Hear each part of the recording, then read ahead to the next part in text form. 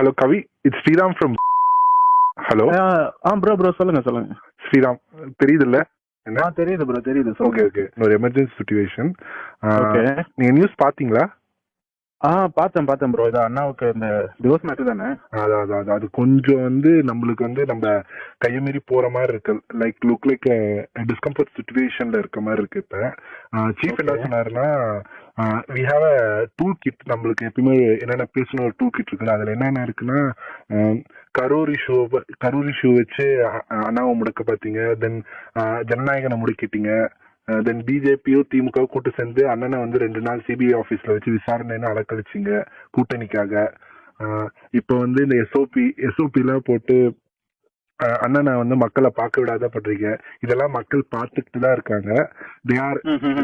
they are seeing all these things, they are counting your days அப்படின்னு போட்டு DMK அகேன்ஸ்டா ஒரு hashtag run பண்ண போறோம்.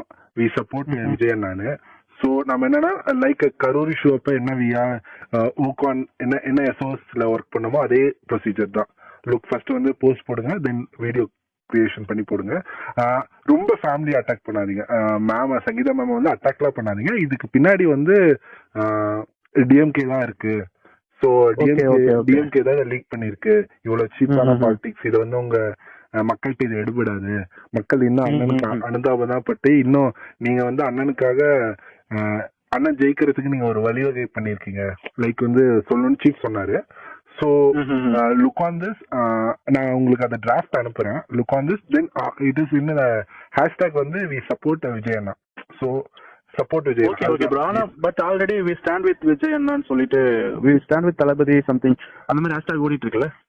இல்ல இருக்கு, but we are looking we support Vijay அண்ணா அந்த மாதிரி ஹேஷ்டாக்ஸ் தான். நான் அது ஃபைனலைஸ் பண்ணி உங்களுக்கு டிராஃப்ட்லயே அனுப்பிச்சிடுறேன்.